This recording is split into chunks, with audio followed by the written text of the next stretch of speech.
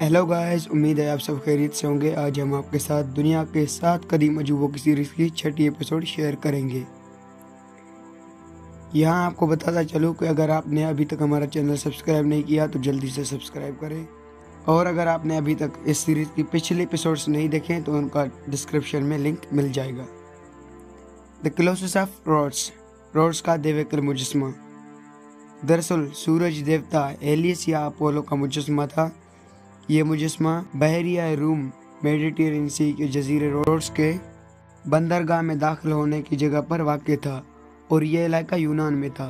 Roads माशी तौर पर बहुत अच्छी हालत में था और इसकी मिस्र के साथ बहुत अच्छे ताल्लुकात थे, और दोनों के दरमियान बहुत अच्छी तजारत थी।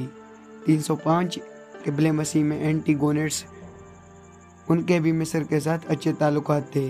उन्होंने रोड्स पर हमला किया, लेकिन उनकी वो कोशिश नाकाम रही। इस शहर रोड्स में दाखिल ना हो सके। 304 क़िबले मसीह में अमन का मुआहदा हुआ तो एंटीगोनेट्स भारी तादाद में अपने फौजी साजो सामान पीछे छोड़कर गए। रोड्स के लोगों ने अपने जश्न फतह के तौर पर उस सामान को बेचकर उससे हासिल होने वाले पैसे से अपने सूरज देवता के बेटे का मुजस्मा बनाया। इसकी तामीर 12 साल में मुकम्मल हुई। कई सालों तक ये मुजस्मा इस बंदरगाह पर खड़ा रहा। 226 क़िबले मसीह में एक ज़बरदस्त ज़लज़ले ने इस शहर को बहुत नुकसान पहुंचाया और ये मुजस्मा भी घुटनों से टूट गया।